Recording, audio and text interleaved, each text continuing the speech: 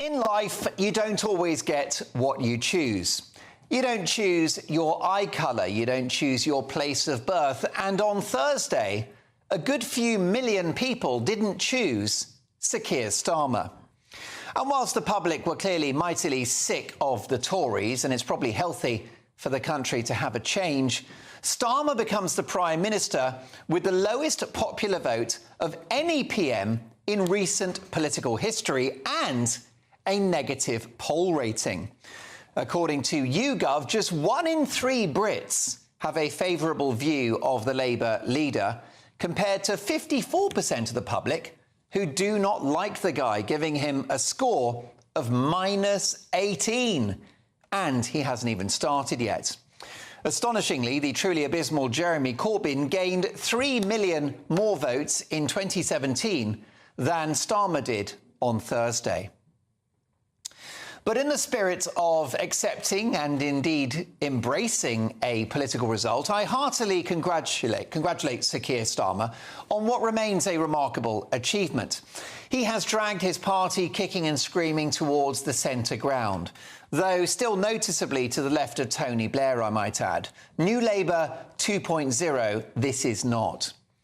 But Starmer ran a smart, coherent and disciplined campaign, saying as little as possible in order to not scare the horses. The manifesto was so vague it raised more questions than a Gary Barlow tax return.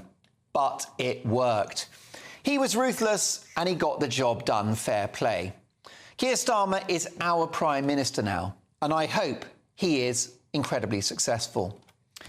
But having watched Starmer in opposition, I cannot tell you in all honesty that I'm optimistic this will happen.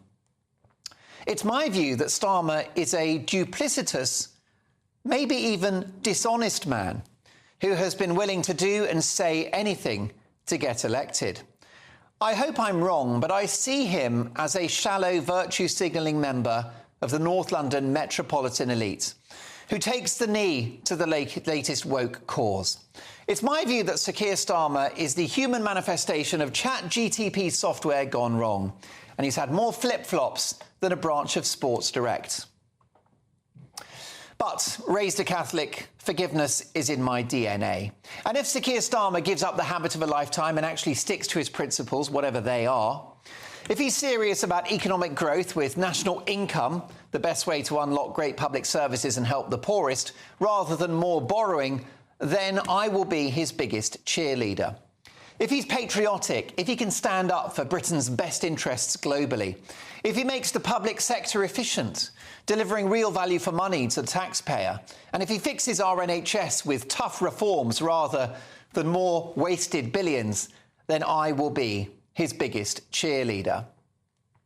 If he stands up to the rise of our increasingly sectarian politics by tackling anti-Semitic hate on those weekly so-called peace marches and not allowing MPs to be bullied on which way to vote on a war thousands of miles away, then I will be his biggest cheerleader. As a former top prosecutor, if Keir Starmer reduces knife crime, sexual assaults, shoplifting, car thefts and burglary, then happy days. And I'll forgive Starmer's relentless efforts to reverse Brexit if he now embraces our sovereignty and strikes trade deals around the world, including with India and with the United States, when Donald Trump likely wins in November. Starmer has said it's country first, not party. Well, let's see whether he can stick to that when his own backbenchers are pushing for inflation-busting pay rises in the public sector and calling for an ever larger, more bloated and intrusive state that the country simply doesn't have the means to finance.